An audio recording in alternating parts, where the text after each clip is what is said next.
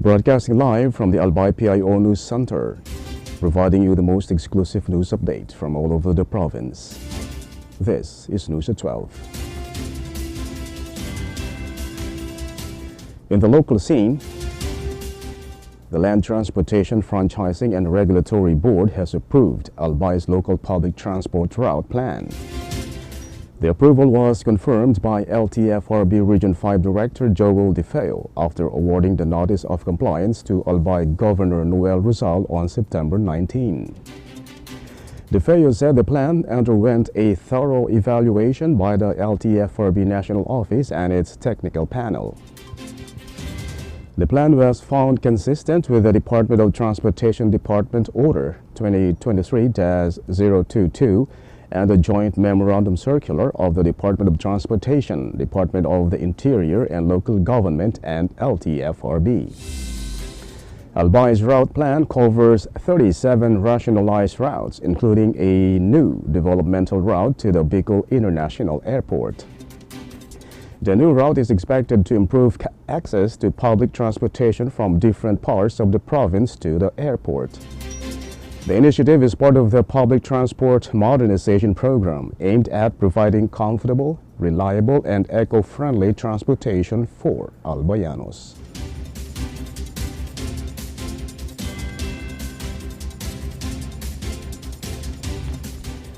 In other story,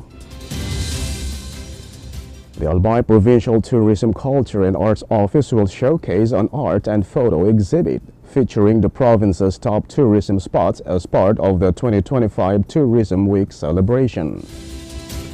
The week-long event will run from September 24 to 30 at SMCD Legazpi's third-level event center near the food court.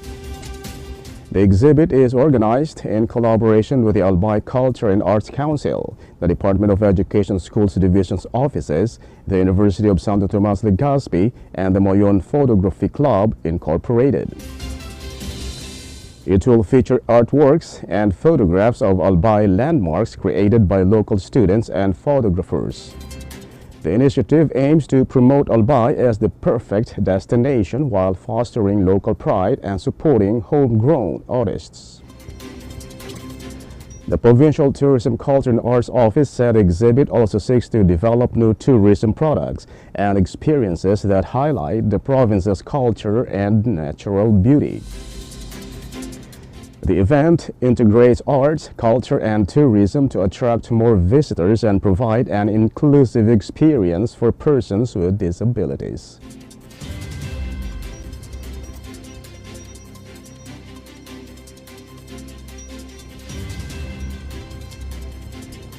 In the national scene, a series of coordinated cyber attacks hit several government websites on September 21, coinciding with national protest over alleged irregularities in flood control projects. The Department of Information and Communications Technology and the Cybercrime Investigation and Coordinating Center immediately responded to the incidents. The ICT Secretary Henry Aguda confirmed that 7 national agencies were breached but quickly restored. These include the Department of Budget and Management, Department of Public Works and Highways, Bureau of the Treasury, Bureau of Customs, and the Department of Foreign Affairs. The ICT revealed that 23 agencies received prior threats, with local hackers groups allegedly planning to attack 21 government websites. Only 4 were initially infiltrated before security measures were strengthened.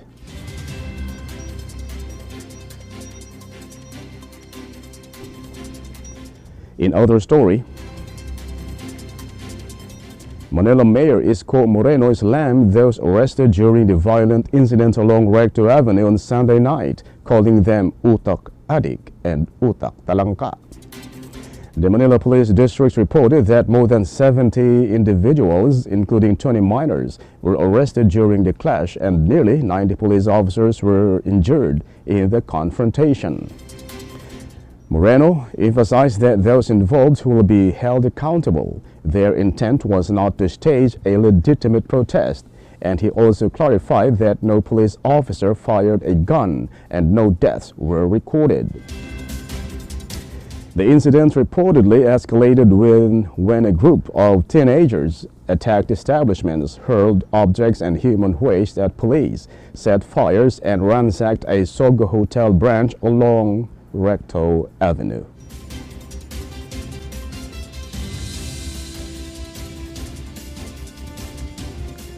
In other news, a male protester died from stab wounds while another was injured by gunfire during Sunday's violent clash at Minjola. Both were rushed to Jose R. Reyes Memorial Medical Center, where the victim was declared dead on arrival. Authorities said the victim carried no identification and has yet to be identified. The second protester underwent surgery for a gunshot wound and remains under medical care.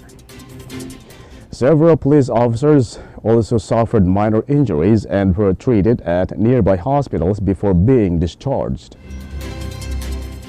Ayala Bridge was reopened to motorists on Monday, with police and Bureau of Fire Protection personnel still stationed in the area. A burned container truck from the riot remains on site as a barricade, though both lanes are now open to light and moderate traffic.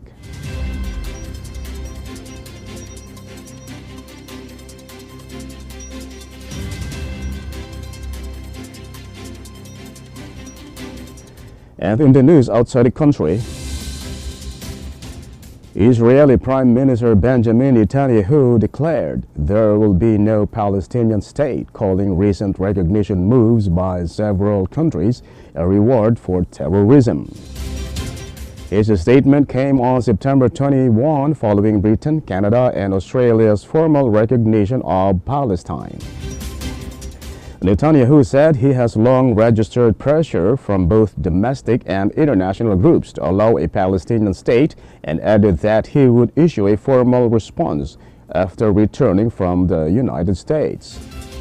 The recognition move was driven by frustration over the ongoing Gaza war and aimed at advancing a two-state solution. The decision is expected to heighten tensions with Israel and its key ally, the United States.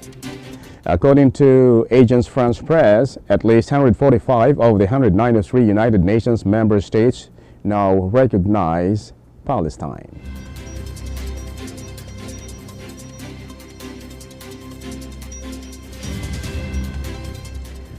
And finally, in the news outside the country, top Democratic leaders warned that President Donald Trump's call to prosecute his political rivals could push the United States toward dictatorship. The warnings came after Trump urged the Justice Department to act against his opponents. Critics also cited the abrupt removal of late-night host Jimmy Kimmel from the air following threats from regulators allied with Trump. Federal Housing Finance Agency Director Bill Pulte accused several individuals, including Congressman Adam Schiff and New York Attorney General Letitia James, of falsifying mortgage application documents. Trump dismissed the federal prosecutor leading the investigation into James after the attorney reportedly found insufficient evidence to pursue mortgage fraud charges. And that's all for the news at 12, September 24, 2025. We'll be back tomorrow for more news updates. Thanks to our news writer, LJ Lurejo and Leia Guazon. And on the technical side, Chad Bobis. And of course, our information officer, OIC, Marty Gonzalez. And under the supervision of our governor, Noel E. Rusal. I am Greg Hallare. Thank you for subscribing.